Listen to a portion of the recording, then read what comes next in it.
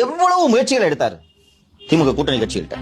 இது நல்லாட்சி கிடையாது, வாங்க இந்த வீட்டுக்கு அனுப்புவோம், நான் பிஜேபி கூட சேரல, வாங்க. அதாவது திமுக கூட்டணியில் இருக்கிற எல்லா கட்சிகளுக்கும் சொன்னாரு. என்ன ஆணவமாக திருமாவளவன் பேசின ஞாபகம் இருக்கா? இலவு காத்த கிளி போல உட்கார்ந்துருக்காருன்னு சொன்னாரா இல்லையா?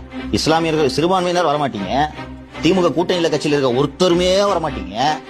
1.5 வருஷம் கட்சி ஆரம்பிச்சு 1.5 வருஷம் ஆனவரு 2.5 வருஷம் எனக்கு சிஎம் கொடுத்தீங்கன்னா வர்றேன். எட்டோன சிஎம் தான். இந்த அமெரிக்க மாப்பிள்ள எல்லாம் வானான்னு பிஜேபி கூட இருக்கிறதானே உங்களுக்கு பிரச்சனை. எடப்பாடி தனியா வந்துட்டார்ல, போறதுல உங்களுக்கு என்னங்க பிரச்சனை?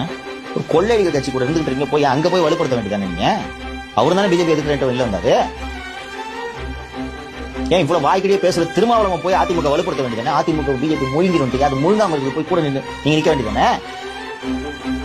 தமிழ்நாடு முஸ்லீம் முன்னேற்ற கழகம் போக வேண்டியதானே? விட்டுட்டு வந்தார்ல, போதும். உங்களுக்கு என்ன பிரச்சனை? காங்கிரஸ் என்னமா பிரச்சனை? யாருமே போக மாட்டீங்க, அவரும் பிஜேபி கூட போக கூடாது. என்னது இது? அப்போ அவரும் பிஜேபி கூட கூட்டணி போகாம அந்த கட்சி அழிஞ்சு போனோம் இல்லையா?